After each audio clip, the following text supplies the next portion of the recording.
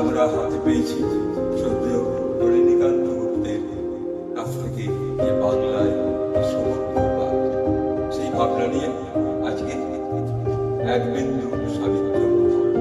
এই সাবিত্রী যদি আমরা সবসময় মনে রাখি, সাবিত্রী ভাবনা, সাবিত্রী কথা, যখন কোনো বিপদ আসুক, অশুভ ভাব আসুক, তখন কিন্তু স্বয়ং সাবিত্রী সঙ্গে থাকে এবং সেই সঙ্গে থাকে বলে আমরা আরো সুন্দরভাবে কর্মে লিপ্ত হতে পারি।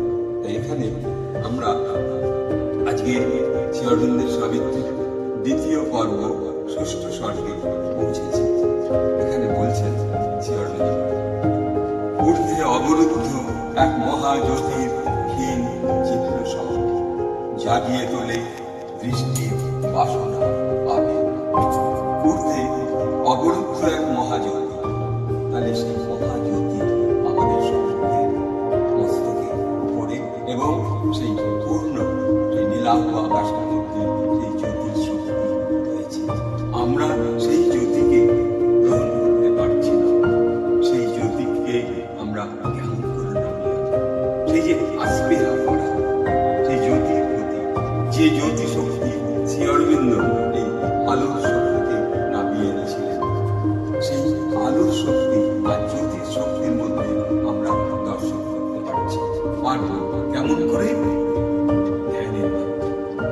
যদি আমরা একটু নীরব হই, যদি একটু সমগ্র চিন্তা মন থেকে খালি করে যদি একটু বুঝতে পারি, তাহলে পারি সেই জ্যোতি শক্তি আমাদের মধ্যে প্রকাশ করে এবং সেই ঊর্ধ্বে অবরুদ্ধ এক মহাজ্যোতি যা ক্ষীণ আলোর মতো আমাদের কাছে রয়েছে, সেই ক্ষীণ আলোর মতো জ্যোতি শক্তি আমাদের কাছে আসবে এবং সেই জ্যোতি যদি আমাদের পূর্ণ শরীরে ধ্যানে অনুভবে সমস্ত মুক্ত ভাবনার মধ্য দিয়ে যদি আমাদের এই সংস্কৃতলে নামে, তখন মনে হবে যেন একটা মস্তকের উপরে একটি পদ্মফুল উল্টো করে দেওয়া আছে, আর সেই পদ্মফুলের মধ্য থেকে যেন একটা ক্ষীণভাবে স্বয়ং সেই মধুর মতো এক শক্তি নামছে এবং আমাদের সারা শরীরে সেটা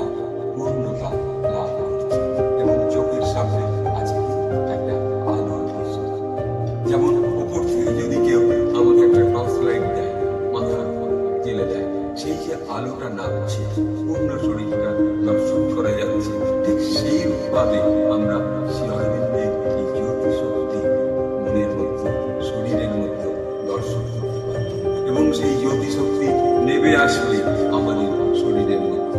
তাই তিনি বলছেন, ঊর্ধ্বে অবরুদ্ধ এক মহাজ্যোতির ক্ষীণ চিহ্ন সহ জ্বালিয়ে তুলে দৃষ্টির বাসনা ভাবে, আমাদের বাসনা, সেই ধ্যানের বাসনা, সেই আবেগ, যে জ্যোতি শক্তির মধ্যে আমরা দর্শন করতে পারছি শ্রী অরবিন্দের আলোর উৎস।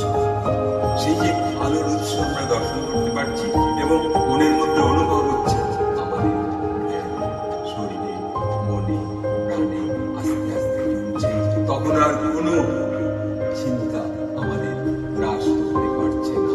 শ্রী অরবিন্দের আলো সেই উপরে থেকে যদি কোনো টর্চ লাইট দেওয়া যায়, ঠিক যে সোজাভাবে যে জ্যোতিটা নামে মস্তকের উপরে, ঠিক সেইভাবে নামছে। এই অনুভবে আজকে আমরা শ্রী অরবিন্দের সাবিত্রীর এই এক বিন্দু অনুভব যদি আমরা একটু একটু করে ধ্যানে রত হতে পারি, প্রভাতে হোক অথবা দুপুরে হোক অথবা রাত্রিতে হোক, তাহলে পরে তখন আমাদের মনের মধ্যে সেই শক্তি জাগরিত হবে। তাই তিনি বলছেন, ঊর্ধ্বের অবরুদ্ধ এক মহাজ্যোতির ক্ষীণ উৎসব, ক্ষীণ চিহ্ন সব জাগিয়ে তুলবে দৃষ্টির বাসনা, তখন শরীরের মধ্যে যেন একটা আলোর উৎসব হবে, নতুন আলো আবেগ আসবে, আর তখন আমাদের মন থেকে সমস্ত অশুভ রোগ, দুশ্চিন্তা সব দূরে চলে যাবে। আজ এইটুকু বলে সকলকে আমি আমার শ্রদ্ধা ভালোবাসা জানিয়ে এখানে রাখছি। এক ভিন্ন সাহিত্য অনুভব আপনারা শ্রবণ করুন। ওম আনন্দময়ী চৈতন্যময়ী